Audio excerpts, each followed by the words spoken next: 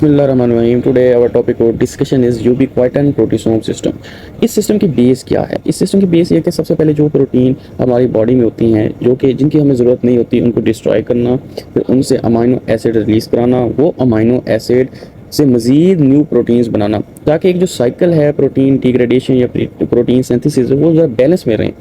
तो इस बैलेंस को कायम दायम रखने के लिए जो सिस्टम है वो यूबीक्विटन प्रोटीसोम सिस्टम है। ये खुद इसका नाम बता रहा है कि ये दो चीज़ों पर मुश्तमिल है, कि ubiquitin and the second one in प्रोटीसोम्स।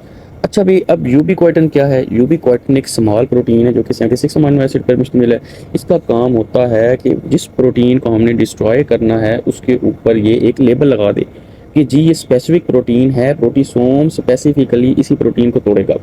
अगर ये टैग ना हो तो फिर हमें कैसे पता चलेगा कि हमने किस प्रोटीन को तोड़ना है? इस तरह तो बॉडी की बहुत सी फंक्शनल प्रोटीन भी ब्रेक डाउन हो जाएंगी अगर ये टैग उन प्रोटीन पर ना लगो। इसलिए ये सिस्टम में यूबीक्विटिन क्या करता है, प्रोटीन को टैग करता है जिनको हमने डिस्ट्रॉय करना होता है। तो उसके बाद प्रोटीसोम उन प्रोटीन को इंगल्फ करता है और डिफरेंट मैकेनिज्म के साथ डिस्ट्रॉय करता है। अब यहाँ जैसे कौन कौन सी प्रोटीन, अब हमें कैसे पता चलेगा किन प्रोटीन को हमने डिस्ट्रॉय करना है? तो ये रैंडमली नहीं होती, बल्कि इसके कुछ रूल्स हैं। उनमें एक एन एंड रूल है। अब एन एंड रूल ये कहता है कि जो प्रोटीन, अगर एक प्रोटीन है तो उसके अगर एन टर्मिनल पे कोई ऐसा अमाइनो एसिड हो जिसकी हाफ लाइफ बहुत कम हो या वो डिस्टेबलाइजिंग अमाइनो एसिड हो, तो यूबीक्विटिन उसके साथ उस प्रोटीन के साथ अटैच हो जाएगा और उस प्रोटीन की लाइसिस प्रोटीसोम के थ्रू करवा देगा। ये लिखा हुआ है। तो अगर वो प्रोटीन जिसके एन टर्मिनल पे सीरीन हो, serine is a stable amino acid, तो वो प्रोटीन की हाफ लाइफ को बढ़ा देगा और वो प्रोटीन जो है वो यूबीक्विटिन से जल्दी डिस्ट्रॉय नहीं होगी।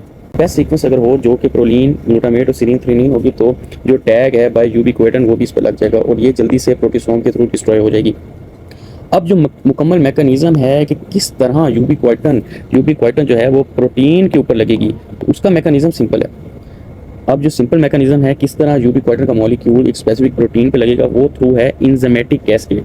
मतलब 3 इंजामेटिक रिएक्शन होंगे, उसके बाद जाके यूबीक्विटिन जो है वो किस स्पेसिफिक प्रोटीन मॉलिक्यूल के साथ अटैच होगी जिसको हमने डिस्ट्रॉय करना है।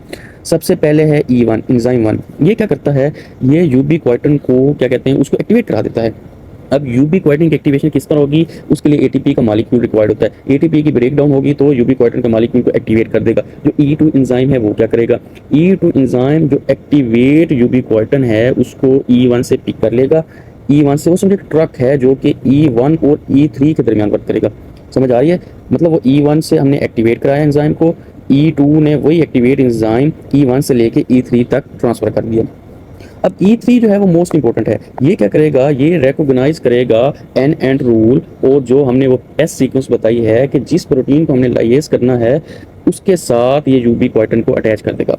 इसलिए वो कह रहा है कि हाईली स्पेसिफिक। ये हाईली स्पेसिफिसिटी का क्या मतलब है? हाईली स्पेसिफिसिटी का ये मतलब है कि ये स्पेसिफिक प्रोटीन के साथ इसको अटैच करेगा यूबीक्विटिन को।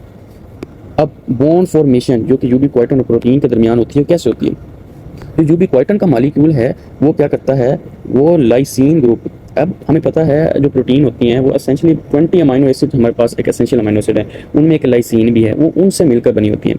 तो मोर देन 99% प्रोटीन में क्या होता है, लाइसीन ग्रुप होता है, लाइसीन ग्रुप।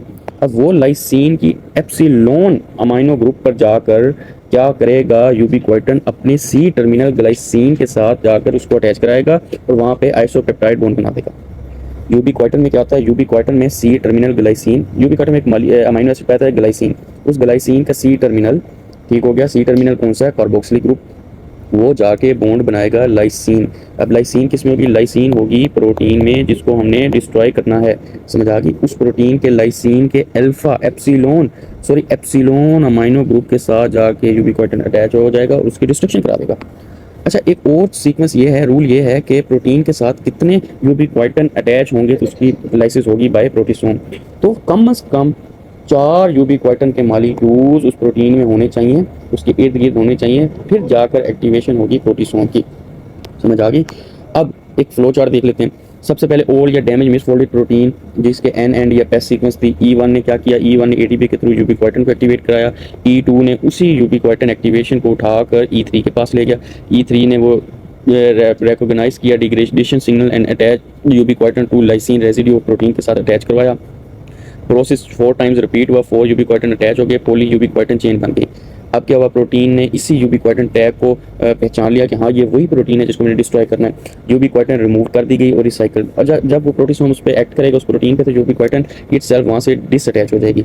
तो फिर क्या किया, प्रोटीन को जो प्रोटीसोम ने क्या किया, तो उसको अनफोल्ड किया। प्रोटीन की डिग्रेडेशन करने के लिए हमें उसके सबसे पहले क्वार्टरनी, फिर टर्शरी, फिर सेकेंडरी और फिर आखिरी प्राइमरी स्ट्रक्चर पे लेके आना पड़ता है। तो उसमें भी एटीपी का मॉलिक्यूल रिक्वायर्ड था। इस तरह उसको स्मॉल पेप्टाइड में डिस्ट्रॉय किया गया और फिर जाकर एंड पे हमें अमाइनो एसिड मिल गया। अब ये अमाइनो एसिड किसके लिए इस्तेमाल होगा, ये अमाइनो एसिड न्यू प्रोटीन की सिंथेसिस के लिए इस्तेमाल होगा।